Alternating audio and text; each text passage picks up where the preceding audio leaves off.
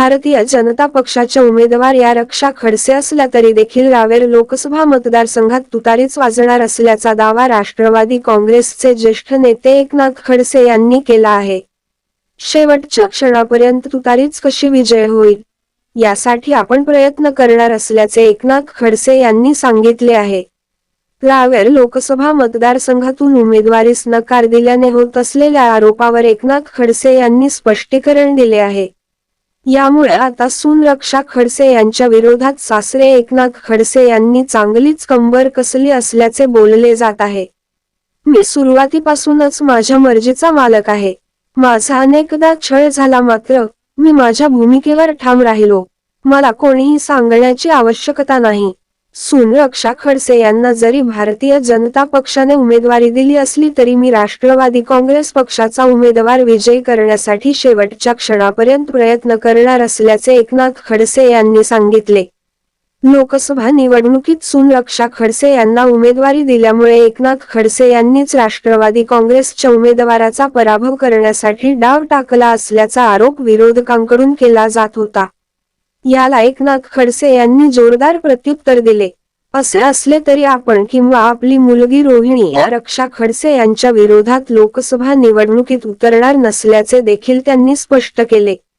रावेर लोकसभा मतदारसंघात रक्षा खडसे यांच्या विरोधामध्ये एकनाथ खडसे यांची मुलगी रोहिणी खडसे यांच्या नावाची चर्चा होती.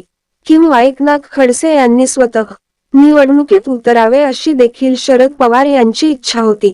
मात्र सासरा विरुद्ध सून किंवा नणंद विरुद्ध भावजय अशी लढत टाळत एकनाथ खडसे यांनी मुलगी आणि आपण दोघेही लोकसभा निवडणुकीला इच्छुक नसल्याचे स्पष्ट केले आहे. रोहिणी या विधानसभा निवडणुकीत निवडणूक लढवण्यासाठी इच्छुक असल्याचे एकनाथ खडसे यांनी सांगितले.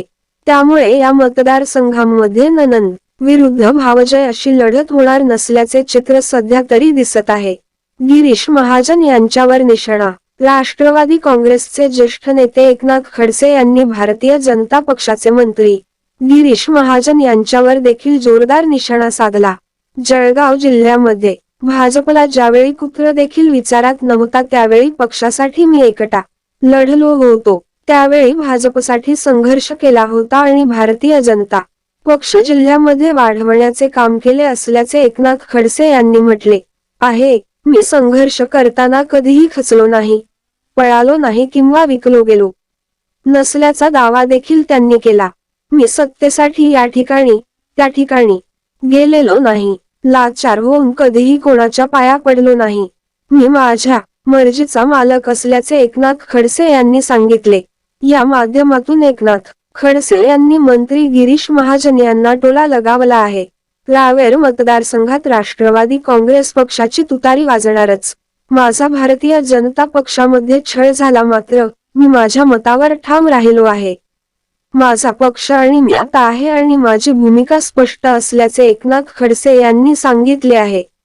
रक्षा खडसे या जरी भाजपच्या उमेदवार असल्या तरी रावेर मतदारसंघात राष्ट्रवादी काँग्रेस पक्षाची तुतारी वाजणार असल्याचा दावा देखील त्यांनी केला.